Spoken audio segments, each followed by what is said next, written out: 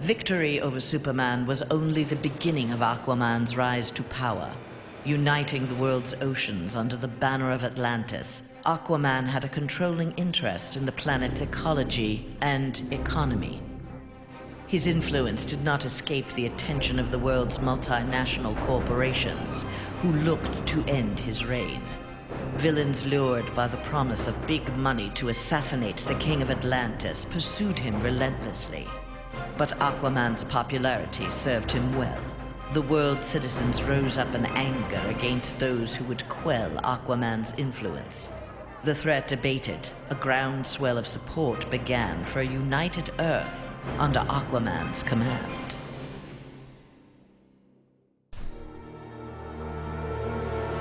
Superman's defeat did not work to Ares' advantage as he had planned. The heroes of the parallel dimension helped this world's Batman build a conflict-free utopia that left the war god famished. On the brink of death, Ares managed to imprison Brainiac 5. He forced Brainiac to create a time loop beginning with the other dimensional heroes' arrival and ending just before their victory. In this pocket of time, Ares flourished. Endless war was his to savor.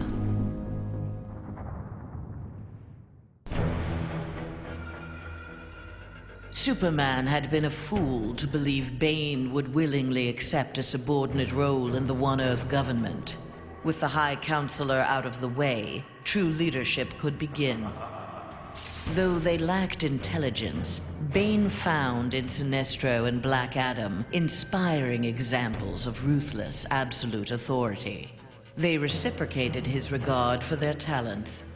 The three former villains regained control of the planet and formed a ruling triad that would be uninterrupted until the next phase of Bane's plan.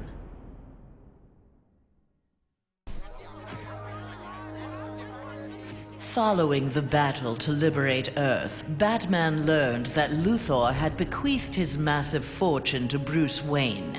He now had the means to rebuild Gotham and Metropolis. The city's residents, inspired by their hero's efforts, adopted the slogan, "We are Batman." They contributed countless hours to their community's renovation and crime prevention. The Batman of old would have stubbornly assumed these tasks alone. The post-One Earth Batman, having been rewarded for his trust in others, enjoyed his city's renewal and his role as its benefactor.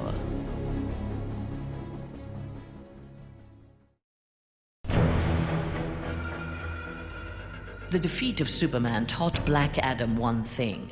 Most of Earth's denizens were too weak to adopt Kahndaq's visionary form of government. He returned to his homeland with a new plan. Combining their energies, Black Adam and his Empress Isis created a mystical barrier around Kahndaq. There they reigned in peace, their country an oasis in the wasteland of human civilization. A true oasis once Black Adam had destroyed all other life on Earth.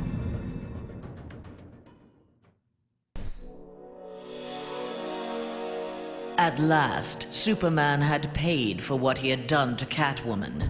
Feigning allegiance to his regime had cost Selina her beloved Batman and her best chance at happiness. Pride and anger kept her from attempting reconciliation with Bruce Wayne, but his inspiring reconstruction of Gotham and Metropolis fostered in her a desire to remain close to him. Until she was ready to approach him again, she did her part to keep Gotham's streets clear of crime. Nascent underworld organizations had both the Bat and the Cat to fear.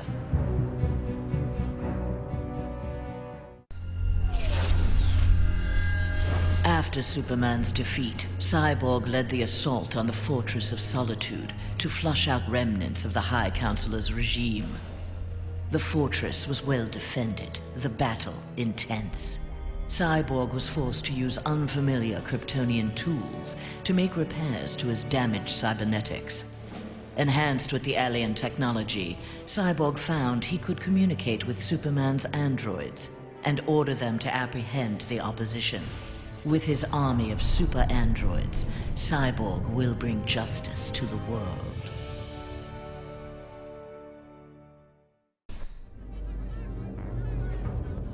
With Superman's regime toppled, new governments formed to take its place. New governments meant new customers for Deathstroke, and business was booming. Soon there were more assassinations to carry out, revolutions to aid, and unrest to create than he could manage on his own. The One Earth regime's elite troopers, having committed atrocities in Superman's name, had gone into hiding from a populace bent on revenge. Impossible for most to find, but not for Deathstroke. Recruiting these renegades, he formed the New Titans, the world's premier political assassins.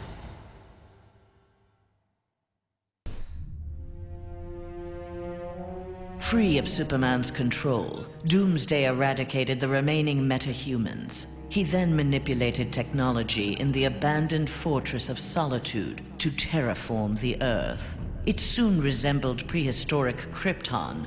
At last, it felt like home.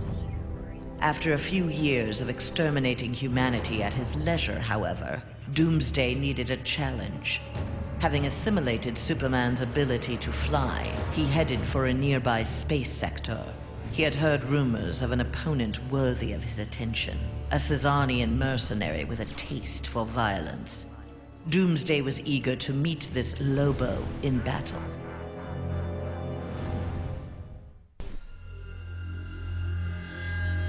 Flash had taken down the High Counselor, but the atrocities he had abetted during Superman's regime continued to haunt him. His shame eventually drove him into exile. Whether wishing to make further amends or simply unable to stop himself, Flash continued to use his powers in the pursuit of justice. Rumors of a mysterious red streak of energy that would set upon and incapacitate criminals circulated throughout Central City. While only some deduced his true name, most felt gratitude and affection for the new hero they called the Ghost.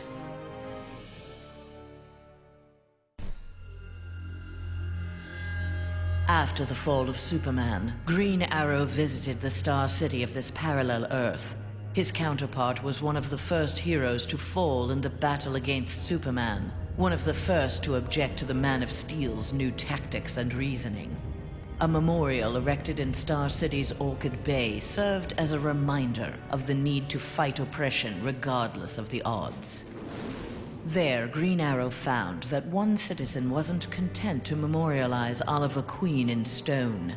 With Green Arrow's training, a new Archer, dressed in crimson, took up the fallen hero's mantle. Let Star City's criminals beware. The night belongs to Red Arrow.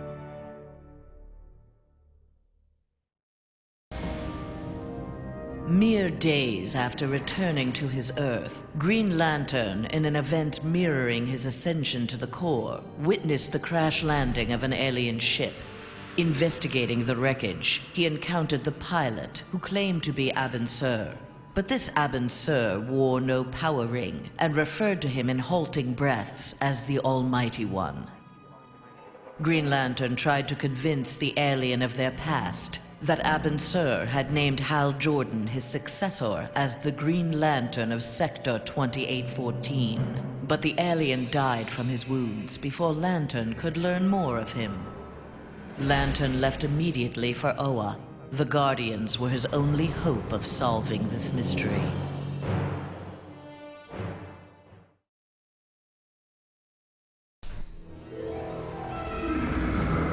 The defeat of Superman filled Harley with confidence. She knew what she was capable of and knew what she wanted. She traveled to the Visitor's Earth and freed the Joker from prison. Returning to her world, they married in a ceremony that set Gotham ablaze. At the reception, the cake-cutting ceremony took a gruesome turn.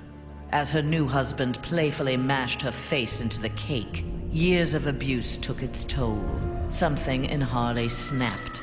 She used the ceremonial knife to slash Joker's throat. Still wearing her wedding gown, Harley now resides permanently in Arkham Asylum.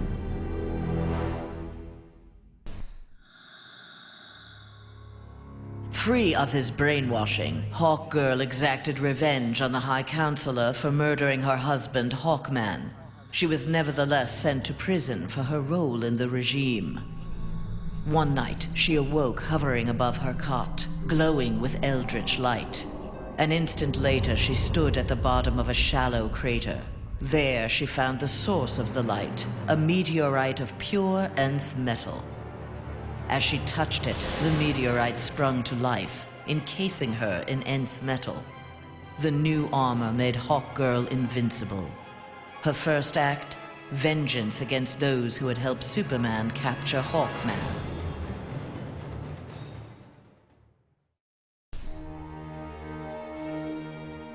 Though he had failed to elevate the Joker clan's status, Joker was convinced a similar organization could be successful in his dimension.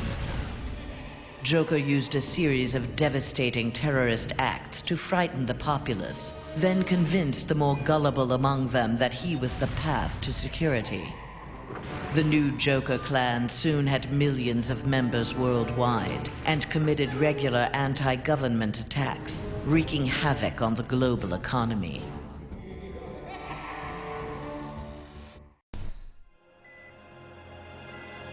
Killer Frost reveled in her victory, but her overconfidence betrayed her. Seizing the opportunity, agents of Star Labs captured her. Their scientists harnessed her freezing power in order to fortify the world's polar ice caps. But Star Labs underestimated Frost's abilities. Turning on her captors, she froze their facility and eventually the entire Western Hemisphere. The survivors now struggle to overthrow the self-proclaimed Ice Queen.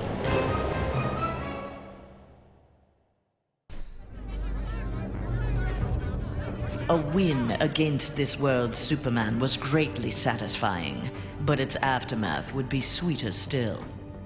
Luthor had traveled to this dimension to convince its residents that he was their Luthor, who had miraculously survived the High Counselor's globally televised attack on him.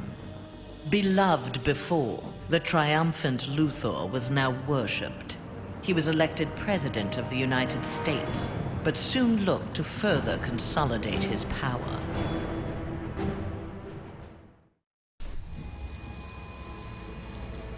Nightwing had beaten his former boss, Superman, in single combat. Not even Batman had done that. His thirst for conflict grew. He began challenging anyone who crossed his path. Nightwing's belligerence eventually drew the attention of Sinestro. His corps was always in need of new recruits, and the young humans seemed able to inspire great fear. Sinestro had his suspicions confirmed when a yellow power ring found its way onto Nightwing's finger.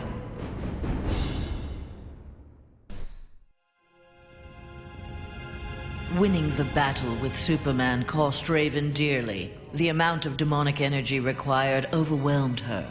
After regaining consciousness, she looked around warily. Her immediate surroundings were a hellish ruin. Nearby stood her father, Trigon. Raven had somehow called him forth during her battle. Trigon thanked his daughter. He then summoned an army of demons and set out to destroy the rest of the planet.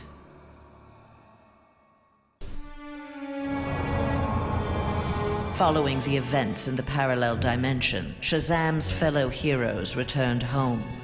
But an alien virus contracted during the transfer created in them acute mental instability. They turned on their fellow crime fighters in a deranged fury. Alone and desperate, Shazam shared the power of the Word with his adopted brothers and sisters. Their purity of heart gave them courage. The army of Shazam incapacitated the former heroes. Eventually, they took the place of the Justice League as primary defenders of Earth.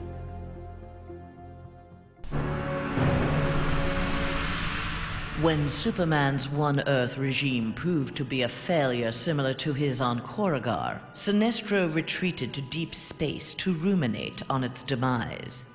Fear had long seemed the most powerful of the emotions with which to bring order to the universe, yet it had not been enough. Desperate, Sinestro hurled the might of the Sinestro core against the life entity, keeper of the White Power Battery. Ultimately victorious, Sinestro now wielded the power of a White Lantern. No adversary could possibly withstand him. The light of the Green Lantern core would be the first he would extinguish.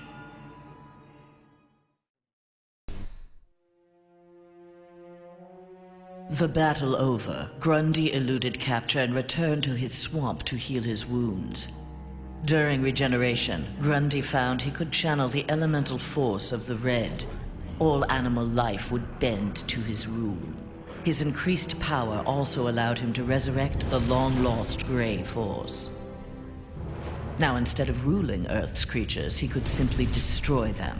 After defeating the world's heroes, Grundy turned Earth into his version of paradise. He now rules over a gray and lifeless planet.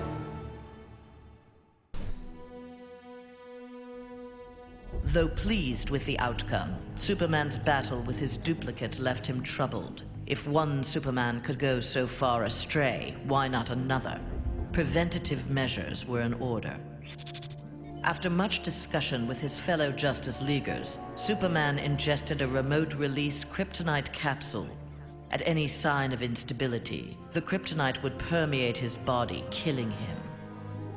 The question of who could trigger the device was solved democratically. Each week, a different Leaguer would take possession of its remote control. Only Batman was denied a shift.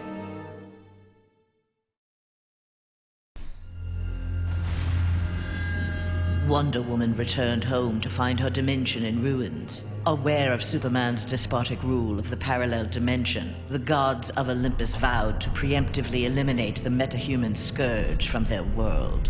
Under the direction of Zeus, they hunted down and eliminated nearly all superpowered mortals. All that remained to oppose them was Themyscira. Wonder Woman and her Amazons fought back against the Olympians with unrelenting courage. Despite heavy losses, Wonder Woman's forces ultimately prevailed. They took reign as the new Olympians, ushering in an age of peace and prosperity.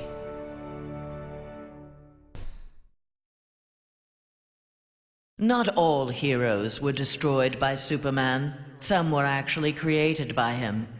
A technology wizard, Barbara Gordon had eluded detection by One Earth intelligence, feeding information to the insurgency under the code name Oracle. But after the regime's murder of her father, Gotham Police Commissioner James Gordon, Barbara channeled her anger into a new alter ego. Sensing the right opportunity to strike, she attacked Superman directly. By defeating the High Counselor, she had announced Batgirl to the world in impressive fashion.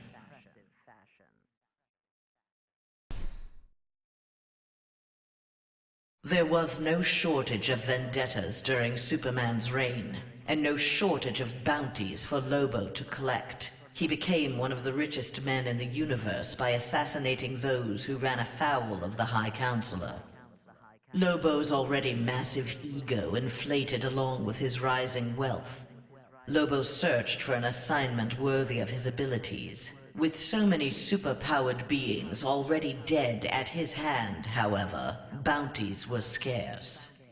Lobo decided to use his wealth to create his own ultimate contract. He would kill the denizens of New Genesis, home of the new gods.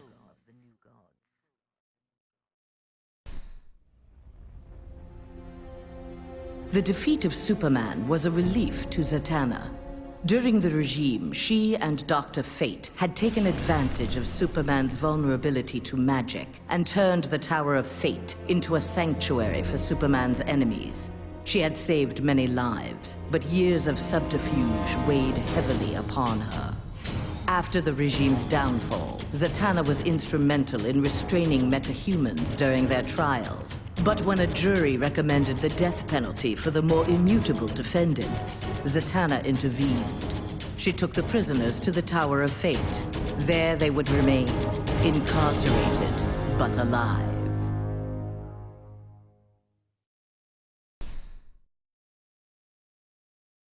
Free of the Phantom Zone at last, Zod's first order of business, Superman's defeat, had been accomplished. Now his revenge could be fully realized. His time in the Phantom Zone had allowed Zod to learn its secrets. He had even learned from one of his fellow residents how to call forth small pockets of it at will. After introducing Superman to its mind-numbing emptiness, Zod claimed the High Counselorship and began to rebuild Earth in the image of mighty Krypton.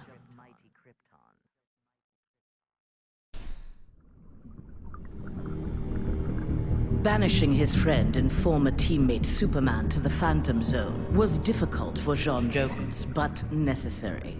As the One Earth regime had formed, J'onn, ever the outsider, had chosen to watch from a distance to bide his time. He assumed the form of an Atlantean and served as Royal Archivist. Aquaman little suspected that his trusted subject's uncanny ability to gather news of the surface world was the result of telepathic powers. When J'onn learned that heroes from a parallel dimension were aiding Batman's insurgency, he assisted as well, leading rescue operations in Metropolis and Gotham after Superman's rampage. In the post-regime era, the Martian Manhunter continued to serve his adopted world, gathering the next generation of heroes to form a new Justice League.